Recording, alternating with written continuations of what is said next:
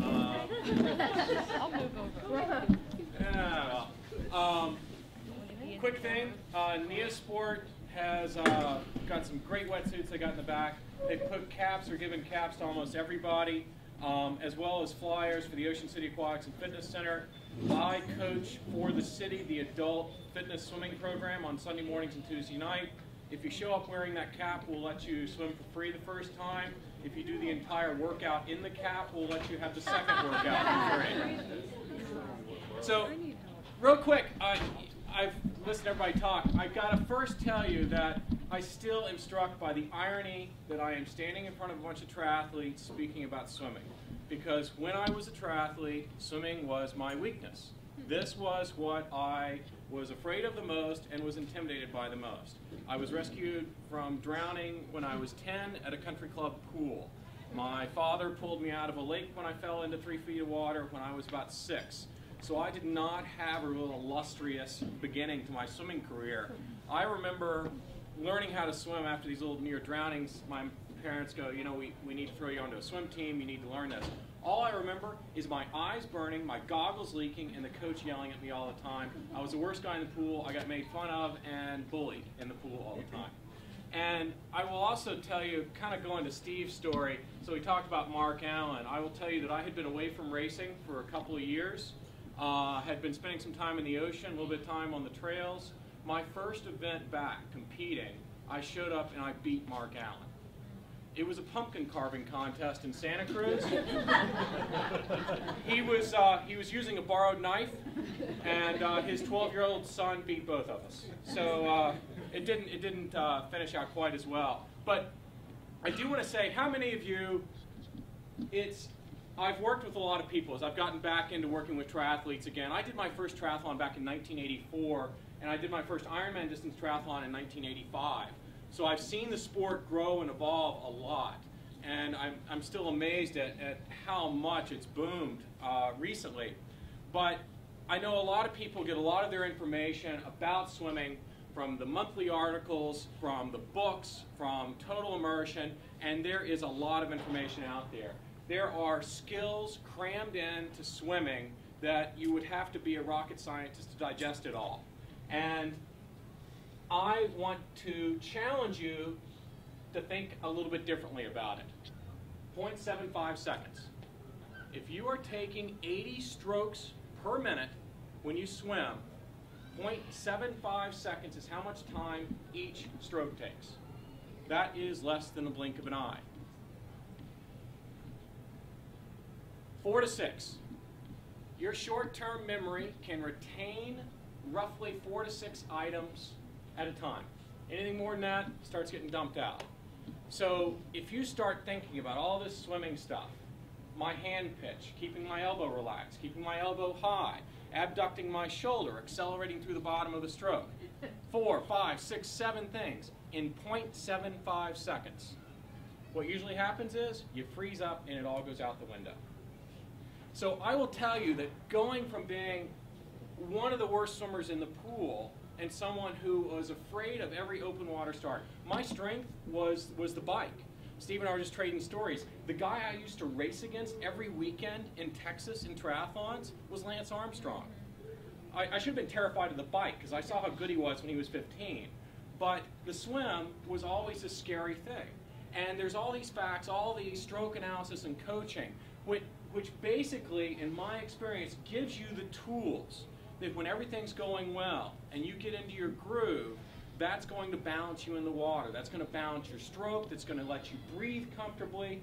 And as we've heard before, you're never going to win a triathlon in the swim, but you can lose it.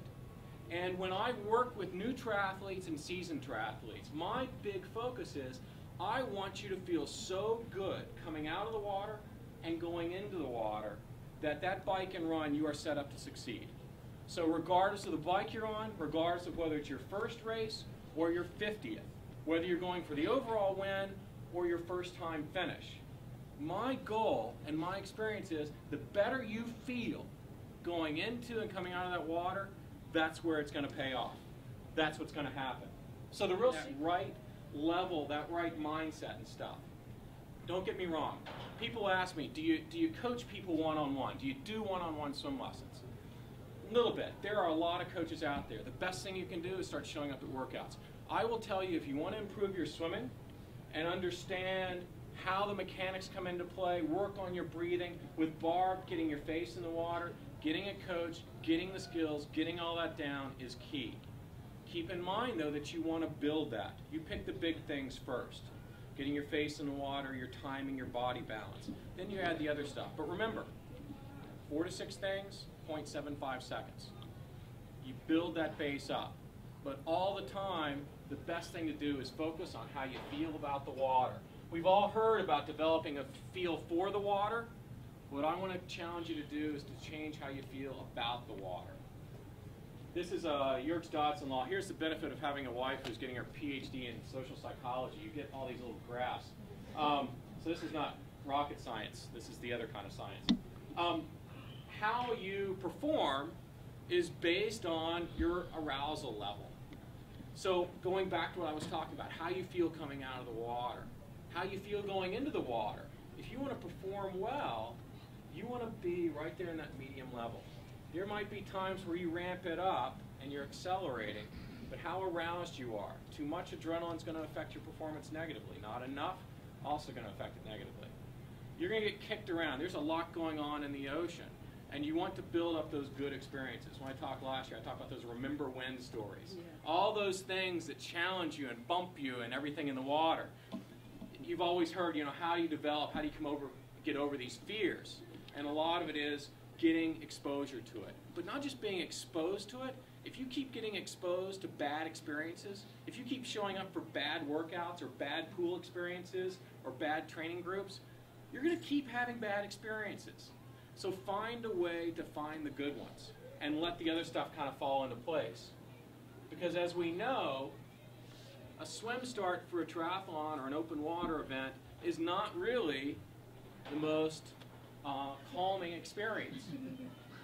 And the funny thing is, when I first started doing races, I swear I think I raced for 2 or 3 years before anyone even, a wave start in 1986 was at the ocean when there were waves breaking on you. Everybody, it was every man, woman, and child for themselves once that gun went off. But as you all know, so all the stroke stuff, all the mechanics and everything, that gives you the base, that gives you the core. But what's really key, especially in open water, and I'm not talking about winning, I'm talking about performing to where you feel you're doing your best and you're comfortable with your level of commitment and your goals, what you've written down, what Steve talked about. That's what I'm talking about getting to. And I think maintaining that sort of focus is what's really key, because there are a lot of things out in the water. I got into open water swimming mostly through triathlons. I did eventually learn how to swim, and I didn't need to be, I got rid of my floaties before my first triathlon and got comfortable enough to go out into the ocean. But my first ocean swim in a triathlon, scary as hell. You're standing on the beach, there's big stuff out there, you're going, great. Turns out, though, in triathlon days, for me, as I raced and stuff, it was mostly your other competitors. It's kind of like surfers. Ask a surfer, what's the most dangerous thing in the water? Your own board. You're more likely to get your head cut off by the fin on your board than any other fin in the water. Now, after triathlons, for me, I began doing long-distance marathon swims. So, I also say that, some of the stuff I do is kind of an extreme. And what happened, though, is as I built up this base, this comfort level, and began looking at the ocean, that open water body, as this fascinating sort of experience, a test ground, a chosen venue for me now. I love it. And so now the mass swim starts don't bother me as much, because, side story, I was attempting to swim across Monterey Bay last year, and it didn't go so well. This year went much better, and I'll talk about that in a minute. But last year, Monterey Bay is south of San Francisco, and at the top of Monterey Bay is Santa Cruz, California. At the bottom of Monterey Bay is Monterey. The water depth that I crossed over was 3,000 feet. The warmest point of the water was 58 degrees. It's at the bottom of the Red Triangle, which is where the great white sharks track in and out on their way to the Farallones. Last year, My first experience in Santa Cruz, Monterey Bay is where all the triathletes trained. I remember showing up on that beach when I first moved there in a full wetsuit, looking out over that water going, "You've got to be kidding me." It is almost always covered in fog. It is dark. There is kelp. There are seals jumping around. There are fins of dolphins popping up in the waves. I'm going, "You got to be kidding me." And I remember swimming along. I go out with these triathletes, and isn't it always the case the locals never tell you what you really need to know? Fortunately, I fell in with the right crowd when I moved here, and I didn't have the same effect. So we run a mile down the beach, and we're supposed to swim back down. So I get down the beach, we go into the water, I start swimming. All of a sudden, I'm about 20 or 30 yards in front of the next closest swimmer, and I stop to make sure I'm going the right way. So I stop, and I look around. All of a sudden, 3 large black heads pop up, closer to me than you guys are. They're seals. Well, someone who just spent all of his time in the Midwest, in Tennessee, I don't know that those are a good thing. So the next 100 meters was probably my fastest open water 100 ever. And I get out of the water going, "Man, you have got to tell people stuff like this." That was my first experience in Monterey Bay. And I remember thinking, this is really kind of intimidating. And I tell people now, everything I have done on land or in the water, and I've done Ironman distance races, I've done 100-mile runs, and now I do ultra distance or marathon distance swims. Everything I've done, I have said, I would not do, I cannot do, that's something other people do. I remember first hearing about triathlons, watching Julie Moss at the Ironman, watching Dave Scott. That's stuff other people did. I never believed that I was that person. But through all this conditioning and all this experience in the water and on land, I gradually began to realize I can do this. This is something that I could do. And I think getting my head in the right place and changing how I felt about the experience. Because for all of those scary experiences, you also have the amazing experiences. So as I was saying, my first experience in Monterey Bay, the week before I swam, a 17-foot great white shark attacked a porpoise carcass 100 meters from where I was about to hit the water. I swam for 6 hours. I had just as many experiences like this. When I was swimming across Monterey Bay this year, which I did make it across after a 14-hour swim, 200 million jellyfish, literally, and 28 miles. While we were out there, pods of blue whales. My sisters on a secondary support boat actually went and rescued one of those whales that was entangled, all while we were out there. Sunfish, dolphins, seals, otters.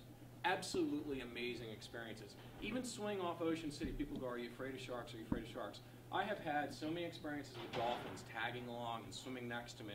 It is life-changing for me. So people go, "What keeps you coming back?" My recognition that this is an amazing environment to be in. And it's that perspective change that has allowed me to not only look at goals and cities and destinations and finish lines on the other side of the horizon, but also perform better than I ever thought possible. It's amazing when you start to put aside all the thought, all the analysis that you put into it, and just remember how you feel. Remember what you love about this, how much that opens up. So I want to take a minute, too, to kind of introduce you a little bit to my world.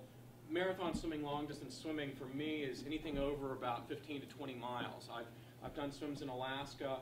I swim year-round in the water here. I was out at New Year's Day.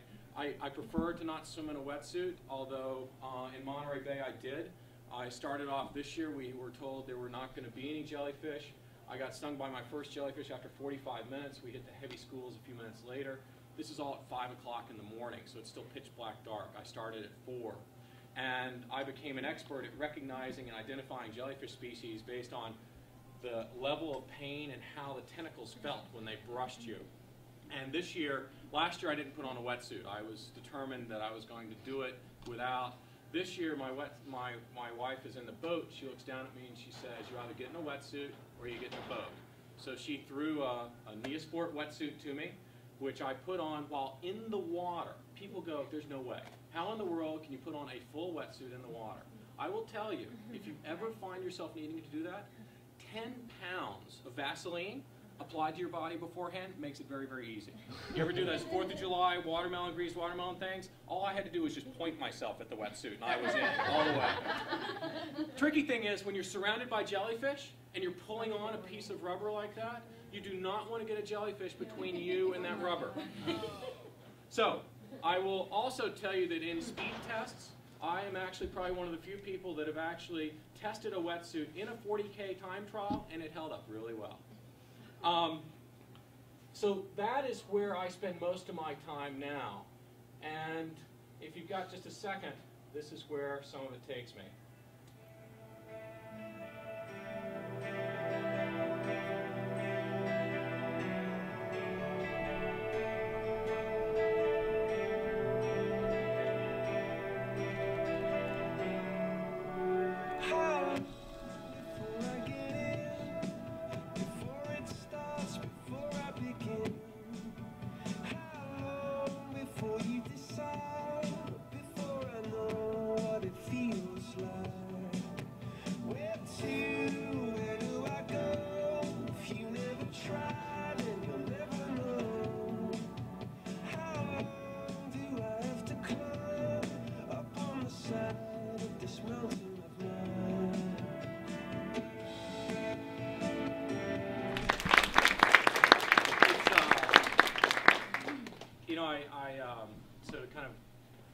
I spent a lot of time in California before I moved here, and so you spend too much time in California, you start hugging trees, and you become this eco-friendly person and everything. So a lot of that footage at the end there was taken in my swim across Monterey Bay on August 24th, and Monterey Bay is one of the largest national marine sanctuaries in a 14 sanctuary system around the U.S., from America, Samoa, up to Cape Cod. And I started this experience and this play with endurance athletics and potential as a triathlete, and I still sit back and go, I cannot believe what I'm doing and what I get to do now. So, you know, put aside the jellyfish, the sharks, and all those scary things with the waves, and it was really just a matter of going, you know what, at 3 o'clock in the morning when I'm in pitch black dark and I have to head out into the ocean, I promise you I am scared to death. It is scary to look at dark water and a boat and have people expecting something of you. With me, it was reporters this time because it was a story to launch this Blue Ocean Film Festival. It is terrifying. I am scared every time, and I have a healthy respect for the ocean every time because I'm not the top of the food chain. But not letting that fear necessarily decide for me what I do and where I'm going has really been life-changing. And in the coming years, what I'm now doing is working with national marine sanctuaries, and my focus is getting people in the water. A lot of times, I'm the only one in the water in a marathon swim. The best part of Monterey Bay, the absolute best part of the swim, was to have my wife come out of the water, swimming the last few hundred yards with me, and being joined by the national director of the sanctuaries and a bunch of people from Monterey Bay Aquarium. Absolutely the best part. My wife does every swim with me. She is the one that keeps me safe and keeps me alive. So this is what's important to me. It's about sharing what I love and protecting that as well. I work with lifeguards in Longport and Upper Township and up and down the Jersey Shore. It's funny because I moved here from Santa Cruz, California, meeting my wife out there, who said, I'm moving to New Jersey, so we can't really date. I said, that's fine. Best of luck with that. And a year later, I'm packing up a U-Haul and I'm in South Jersey. And it is amazing to me that after being in California, it's really the community here and what I found in South Jersey that reconnected me with triathlons and opened up all these doors for life in the ocean. And I was telling Steve, I just bought my first triathlon bike in over a decade, so I might actually be on the road some again as well. So I would love to talk to you more about stuff. I encourage you, the main thing is to get comfortable in the water, and the best ways I've found to do that, find people to swim with that have been there and done that and can share those experiences. Wetsuits, which might get, which some swimmers will make fun of you or whatever. I will tell you, wetsuits are one of the best ways to get comfortable in the water. Someone's going to be joining us for a clinic we're starting next week, whether it's a pool or the ocean. Wetsuits and Neosports back there, take a look at those. When you're feeling a little bit more buoyant and confident, it's about having all the right equipment and the right comfort. Once you're comfortable doing something, everything opens up for you. So thanks for having me. It's been great to be back again this year, and I look forward to seeing you. I used to say in the water, but now on land as well some. I'll still mostly be offshore, but I'll be the one kind of trying to hold the white line every once in a while as well. So thanks, guys. Any questions? Questions, or does everybody ready to? Yeah. You still have your master's swim classes, right? Yes, yes. The Ocean City Aquatics and Fitness Center, which just got remodeled, beautiful cafe, great facility. I coach the adult.